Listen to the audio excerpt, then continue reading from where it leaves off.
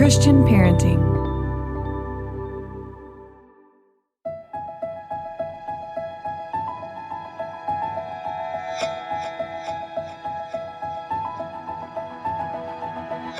Welcome to the Living Wholehearted podcast. We are Jeff and Terra Mattson, a husband and wife team who is shrinking the integrity gap in our own lives and helping others do the same.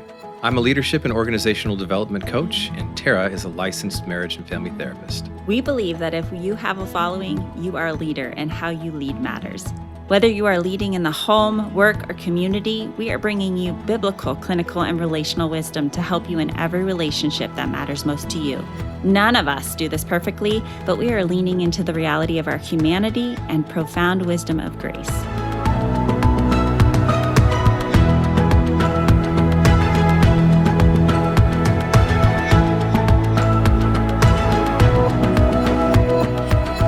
There's this pull amongst female leaders, really trying to balance the gifts and steward the talents we have, the visions that God has given us, and also be home with our families.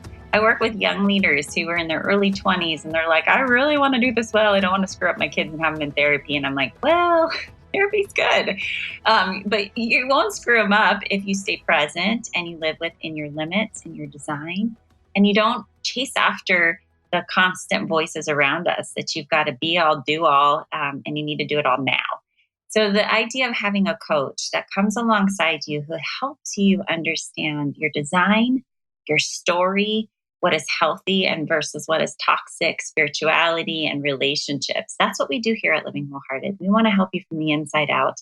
We don't want to pluck weeds. We don't want to be a voice in your life that makes you do more and we get off our calls and then you're like, man, I'm way behind. We want you to feel grace, but also have that accountability and that confidential space to be able to process who you are, the relationships in your life. We have 3 different ways that you can do this as a female leader. You can jump in with our group coaching calls once a month. It's low bar for you to come in, come out, and we usually cover some sort of specific topic that's unique to female leaders. We also have individual coaching. So you can come along, one of our coaches comes alongside you and we do a very intentional process with you. But we're just that safe person that's going to help you to continue to grow and to lean into, again, more balance and more life, work, joy in your life. The last is our cohort. It's my favorite. And this is a very intentional combination of individual coaching, group coaching, and retreats at our Living Wholehearted Legend Retreat out in the Willamette Valley of Oregon. We'd love to have you learn more at livingwholehearted.com. Crystal Paine is the founder of MoneySavingMom.com, host of the Crystal Paine Show podcast, and a New York Times bestseller author. Her desire is to help women across the globe live with more joy, purpose, and intention in their everyday lives.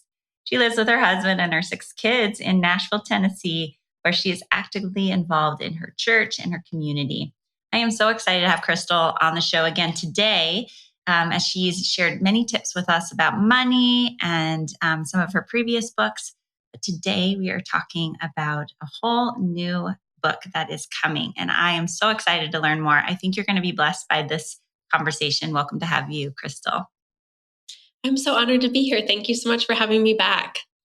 Well, before we always start this way, Crystal, because every leader who's doing anything in a direction or a call that they, an assignment that they've been given, often there's a reason in their story. Sometimes we haven't even stopped to kind of look back and see, how did I get here? But that's what we do at Living Wholehearted. We do a lot of helping leaders really see how their story has aligned with the call for their life, and then the let go of everything else. For you, talk a little bit about your background of your story and how it's influencing what you're doing today.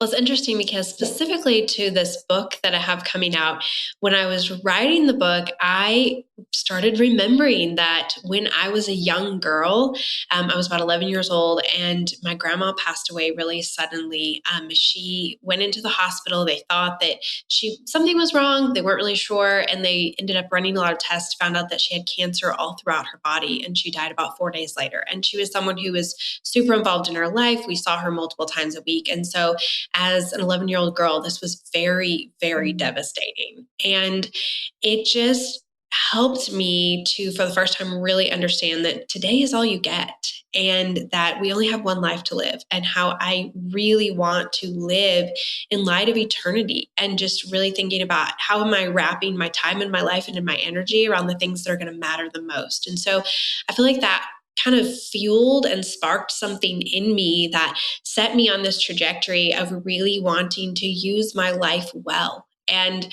then fast forward a few years, and at my high school graduation, I gave a speech, and the speech was on time is short. And by the way, I did not give a speech because I was a valedictorian. I gave it because I was homeschooled. And so you got to give a speech at your high school graduation.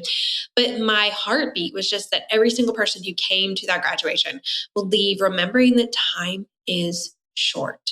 And so that is something that from the time that I have been young, just really been my heartbeat and my passion. And so years later, to get to write this book that really just dives into that has been very just fulfilling for me to write it I wrote it when I was 40 years old. And so to think of, the life that has been lived since those early days, and how I've continued to just have this heartbeat to help and inspire people to live intentionally.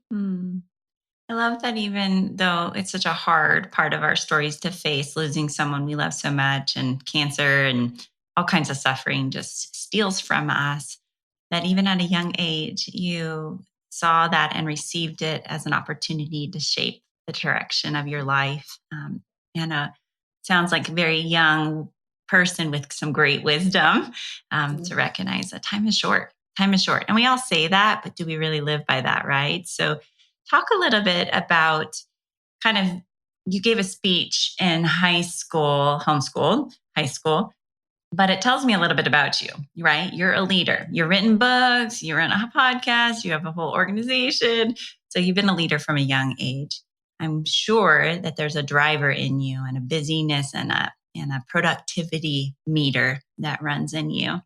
Talk about what you've been learning about the difference between hustling hard and productivity, and how that's not the answer. So for years, I feel like that being a doer and productivity and kind of hitting numbers and goals, that really was something that I used to almost numb pain that I felt. Like I was addicted to busy and productivity. And so behind it, I could say, time is short. I want to use my time effectively. But really, it was something that I was using in a dysfunctional way, like a good thing that then I used in a dysfunctional way. And I just didn't give myself space to breathe or stop or rest, because there was always something to be striving for and pushing for. And quiet would bring up these things that I really needed to work through, but didn't want to process through. And it was 2015. I was launching my third book, and I remember a friend came into town to take me to coffee. They were in town for some different things, and sat across the table from me. And the first question that they asked me was, "Crystal, what are you excited about?" And at that point, I was kind of at the peak of my career, in a sense of I was New York Times bestselling author, releasing my third book. I was getting all these media opportunities. The income was so great. I was being asked to speak all these places. We had hundreds of thousands of followers online. And yet I didn't have an answer for that question, because there wasn't anything that I was really excited about. I was just so tired and exhausted. And yet I didn't really know how to do anything differently. And that really shook me up to think of, why am I doing this? Why am I spending all this time and energy and exhausting myself when I'm not even excited about my life at all? And so that was near the end of 2015. I declared 2016 my year of rest. And I ended up saying no to pretty much every single thing, unless it was an absolute necessity. And the thing that came from that, it took me a few months to kind of be done with all of the yeses that I'd said in the previous year. And so by about April, I remember I was sitting on the couch in our living room, and my life was so quiet. And I was just all jittery and antsy, because I didn't know what to do with myself without so much to do. And it started just set me on this journey of recognizing that there was a lot of unhealth and a lot of dysfunction in my heart, and that productivity had kind of become this idol in my life. And I was able to then go back to my childhood and just really heal from a lot of wounds and just ruts of dysfunction that I had set, and just be on this healing journey. And it was months and months and months. It wasn't like this, in 2 weeks and it was all better. It was really that whole entire year of processing through. And I got into this discipleship program in our church and went through this 9-month intensive, and God just did so much work in my heart. But the biggest thing for me is I recognized that I was had this approval idol, is what we called it, where I was chasing after approval and accolades from others, and ultimately really chasing after approval from God, instead of starting to understand and rest in how much I was loved by Him and living out of that love. And so when I first recognized how pretty much everything that I was doing was chasing after approval, it was this really icky feeling of like, Mm-hmm. I don't want to do that, but I don't know how to live outside of that. And so then just started to really examine, where is that coming from? What's at the root of it? And it was very much my false belief of God, and my false understanding of really God's love for me. And so when I really started to understand the truth of who I am in Christ and what the gospel of it is finished. And that means that I don't need to do more, be more, try harder in order to attain God's love, but that I am, as Jennifer Duxley says, pre-approved in Christ. And so to rest in that love, then it just completely changed everything. Like, it completely reframed my perspective, so that my work and my family and my friendships and everything that I did was done then from a place of resting in how much I'm loved by God, instead of really working so hard to achieve and attain someone else's approval. And so that's really the heartbeat for me behind the Time Saving Mom. It's not about producing more or working harder or filling up every single moment of our day, but it's really about resting in, that we are already loved. And so we can live out of that. And so then we can focus around our energy and our time in our life about what matters most. And we don't have to just be all about checking off a to-do list. You're speaking my language, Crystal.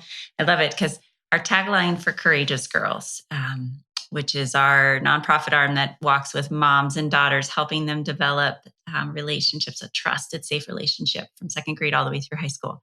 The tagline is rooted in grace, because we teach a lot in the church, not intentionally, but about this performance-based mentality, to be like Christ and do good. I mean, all these messages are biblical, and yet without the right root system, we are trying to water and grow fruit ourselves, rather than rooting that in the grace you're speaking of, which is the finished work of Christ, our identity and what He says about us, and not what we need to earn.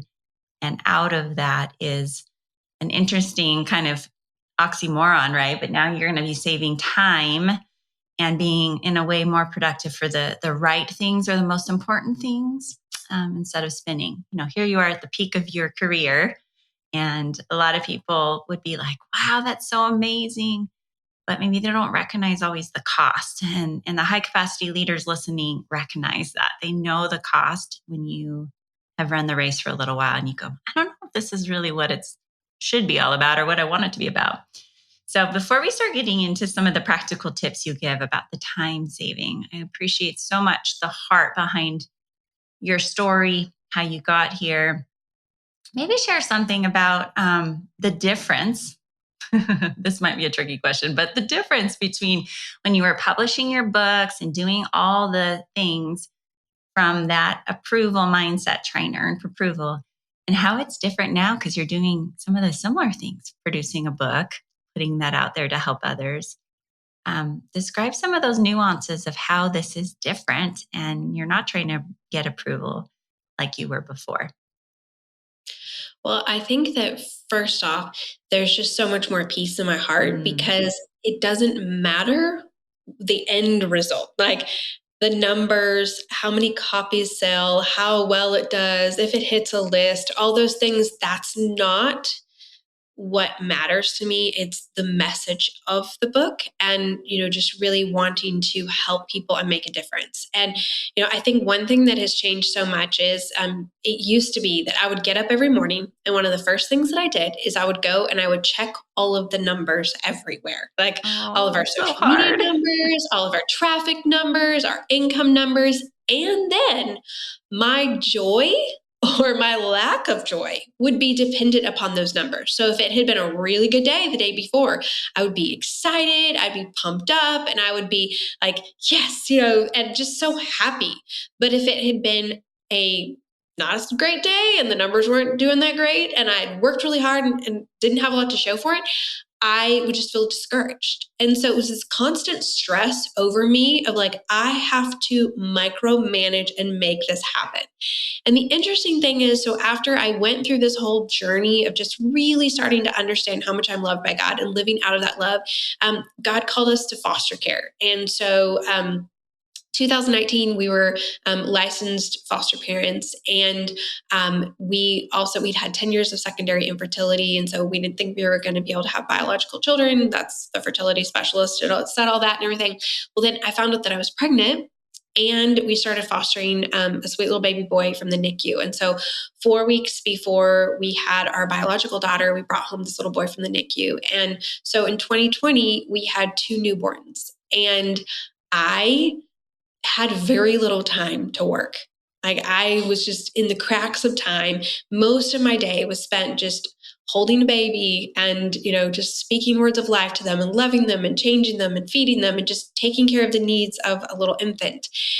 And I had never felt so fulfilled as I did in that. And it was like, I wasn't even thinking about what was going on with the business. And yes, I was working when I had time to work, but that wasn't my priority anymore. And it was just so cool to see that shift of, I don't have to find my value and my worth in my work. I can find it sitting here with this little baby and just rocking this little baby and knowing that I'm building attachments and I'm speaking life and I'm pouring into this. And this is so important.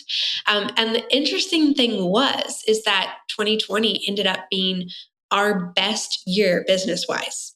And it wasn't because I worked super hard or was super strategic. I remember all these other people were like launching these things and doing all these things because COVID, it shut everything down. And so all my friends were doing these series and these podcasts, and I was just over here rocking babies. And yet it was like God said to me, you know what? I don't need you to be doing all the work and working so hard and being strategic and making things happen in order for your business to be successful. You can trust me and you can do what I've called you to do, and I'll take care of the other things. And so that was just so fulfilling for me, and then also just taught me so much. And since then, I think there's just been so much peace of like, I'll do, work hard when I have the opportunity to, but it's not all dependent upon me. If God wants to bless something, he can bless it without my help. Such freedom for us, huh? Like at the end of the day, he doesn't need us, but he chooses to partner with us. And what a gift and an honor. And he grows the fruit. And I just love that example of, yeah, your best business year was the year when you couldn't do the same kind of work that you had done years previous. And you got to see that he'll finish what he started. If it's what he wants, he'll make it happen. But hard work is still a good thing for us. And so it's that fine balance. So talk a little bit about some of the things that you've been putting into practice since this journey from 2015. When you think about the mom or the dad, but particularly I know moms are your audience, the mom who is running around with her head cut off. She's got a lot of dreams in her heart. She's trying her best to get those launched. She's disappointed all the time because she has no time to be able to give that. What are some of these easy to remember 4-step systems that can help her get organized, start simplifying things, so that she can have margin to actually dream again and to watch God grow the fruit in her life? So in the book, I start with talking about the 4-step system, the first one is to pray. That's, we've talked about that and touched on that a little bit, but I really think starting our days from that posture of reliance upon God.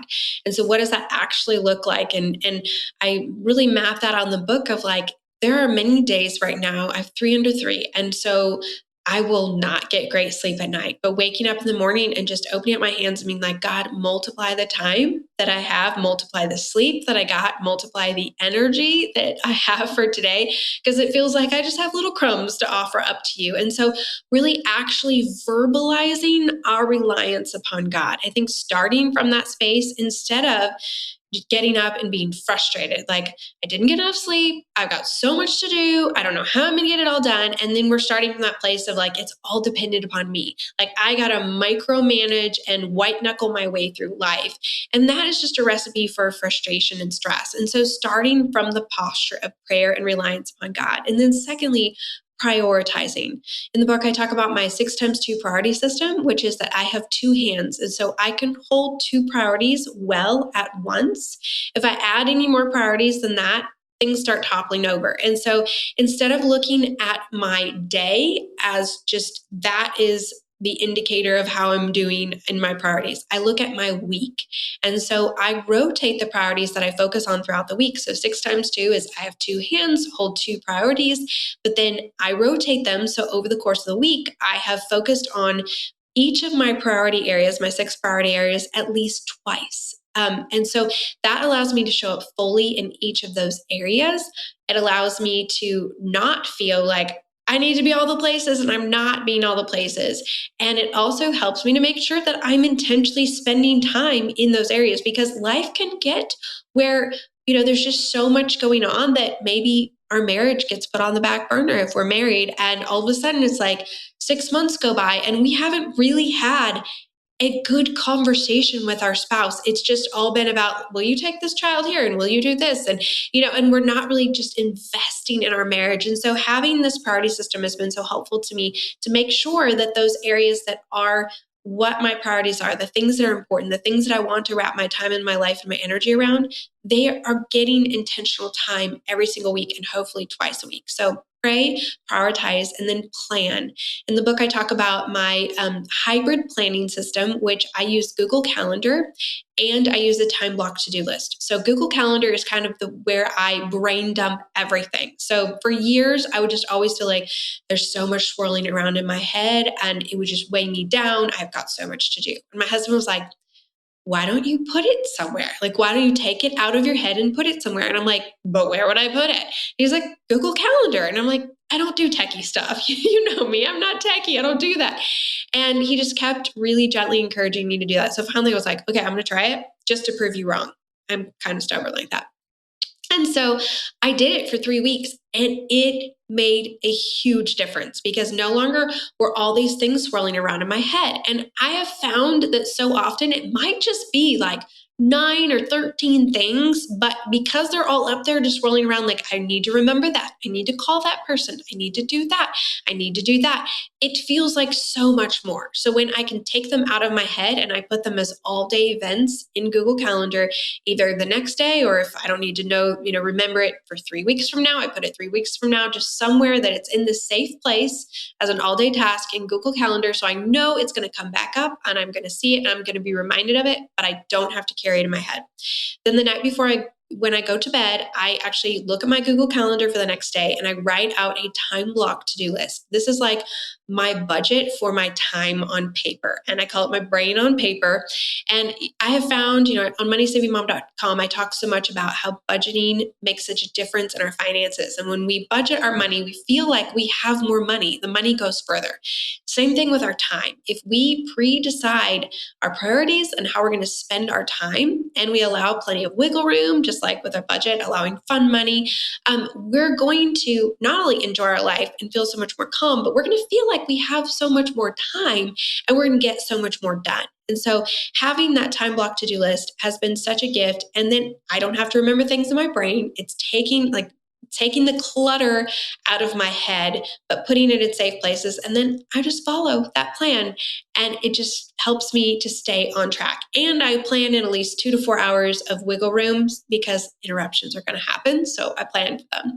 And so that's plan. And then the final step is to prep. And this is not only prepping your physical space in your home, like how can we set up our space, whether that's the night before, thinking of what am I going to wear, or what are we going to eat in the morning, or what bag do I need to have set up for us getting out the door, what can I do to set up myself for the next day, in the evening and in the morning, to set my day up for success. But then also mentally prepping. I feel like so much of our success or failure happens between our two ears. Of so often people are making excuses instead of taking action. I find that so much with grocery budgets. I talk about grocery budgets online, and I'm not even saying like you should have a low grocery budget or you should cut your grocery budget. But just when I'm talking about our grocery budget, people will come out of the woodwork saying, well, we could never do that because we are gluten-free, or we have 3 teenagers, or we live way out in the country, or whatever it is.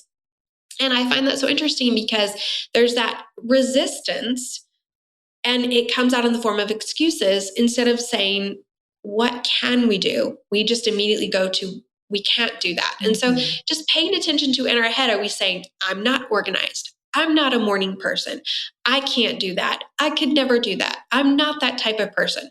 Maybe it is true that you're not really a morning person, or you're not as organized as some people. But if you just stay stuck and tell yourself, this is who I am, this is who I will always be, instead of saying, what can I do? How can I set my day up to be successful, even if I'm not a morning person? And acting as if you are an organized person, often feelings will follow action. And so really mentally prepping yourself to be successful can make such a difference. I appreciate that because you basically are creating a skeleton and then it looks different. The flesh and the skin looks different based on people's wirings and their stage of life.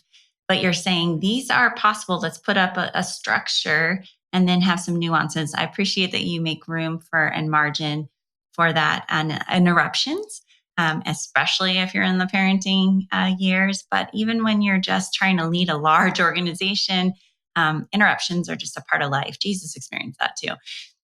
So that's really a great tip in there.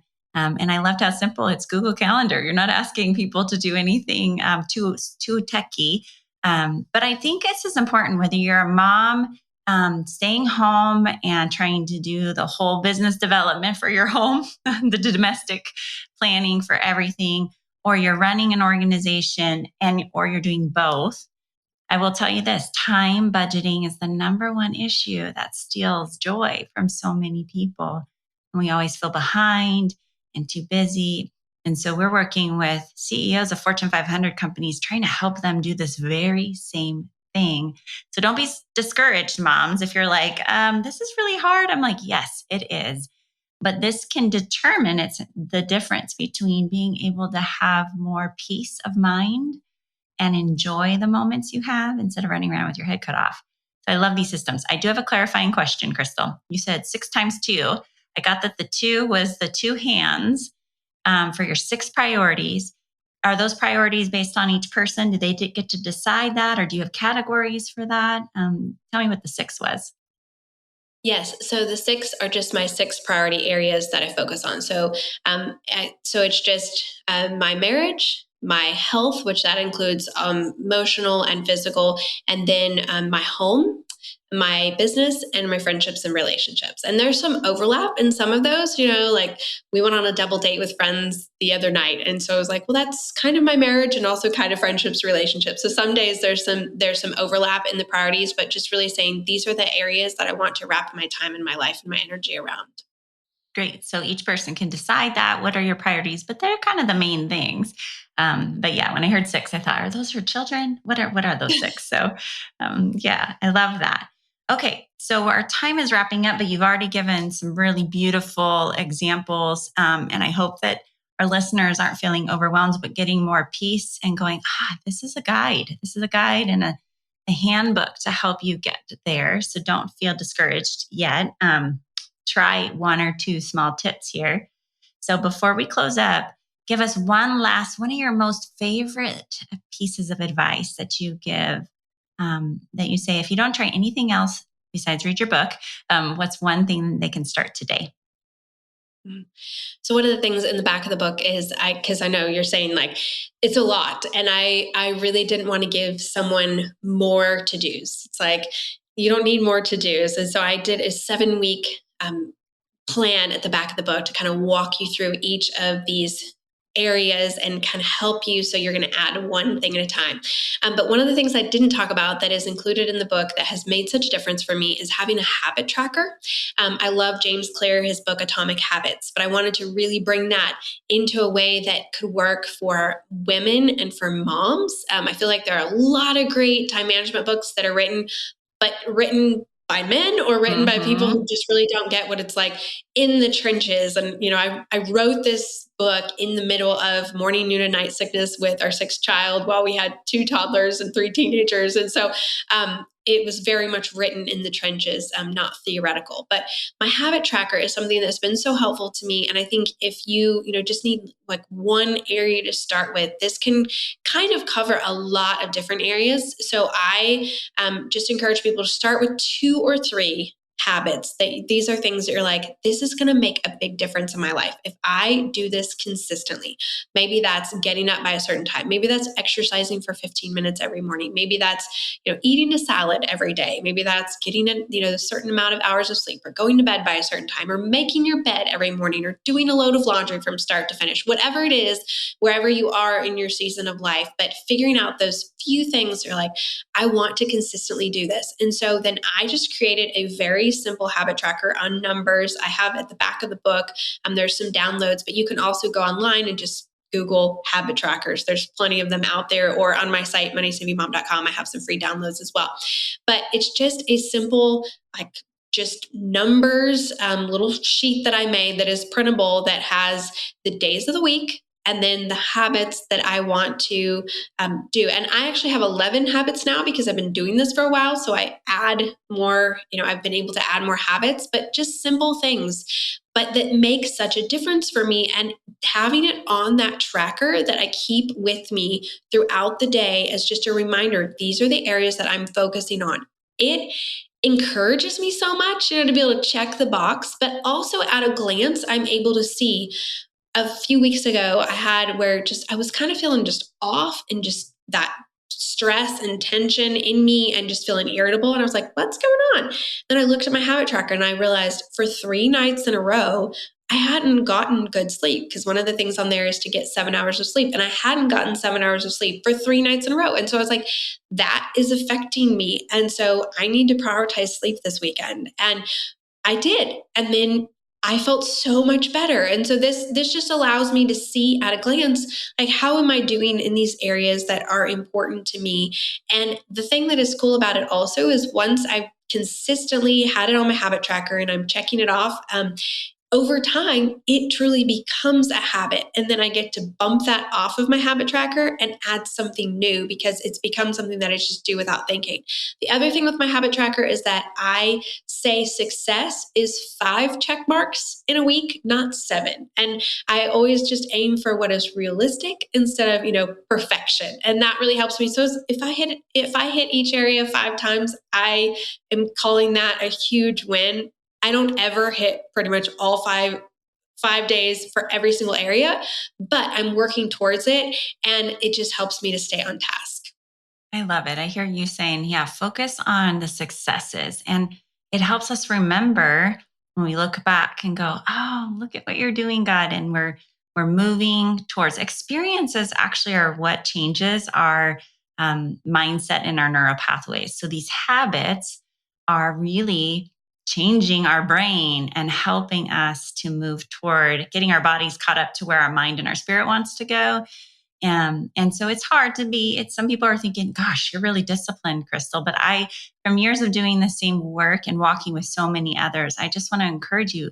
It's not that it comes from discipline. It comes from intentionality and the grace to say, just because I messed up this week, I'm not going to throw the baby out with the bathwater. I'm going to keep moving, and I'm going to let God use the little loaves and fishes you can give and multiply it. I loved that prayer earlier. Multiply what I give, what I can do. and celebrate it versus that shame language of like, you suck and throw it all out the door. So being able to move forward with such courage and practical steps. I love this book. I think it's a much needed book. So tell our listeners, where can they get it and where can they find you?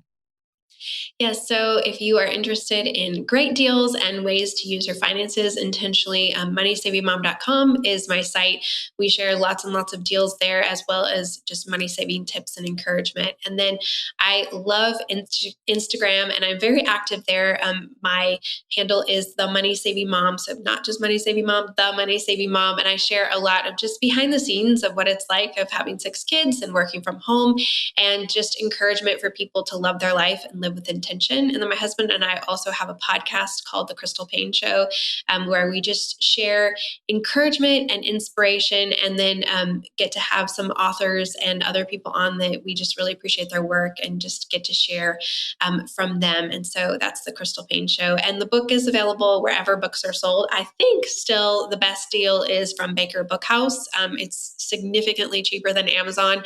And so I'm all about getting you the best deal. So if you want to get a copy, Baker Bookhouse, or I think christianbook.com, it's also a good deal there.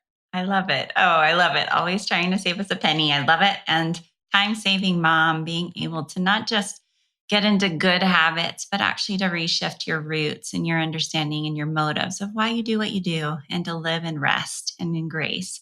That's the message coming from Time Saving Mom. So you can pick that up with Crystal Paine. Crystal, thank you so much for being with us today. Thank you so much for having me on. It was an honor. And if you are looking for some coaching, that's what we do. We come alongside you as executive coaches, as high capacity leaders. Check out more at livingwholehearted.com. And then sometimes there's just these parts of our story that are running major interference. And that's what our professional counseling team is doing, is we're coming in and we're pulling out those shame roots and really trying to help change that brain to catch you up, to integrate your mind, your body, your heart, your soul, and all that you're doing. And so this book is such a great resource. And sometimes we just need some other people to help hold us accountable. As Crystal was sharing about going through that 9-month program through her church, there are so many resources. So don't do this alone, and know that it's okay to get help. In fact, that's number one place of grace, is to recognize our need and then to ask for help, not only from God, but from one another. So thanks for joining us, and we look forward to connecting with you next week.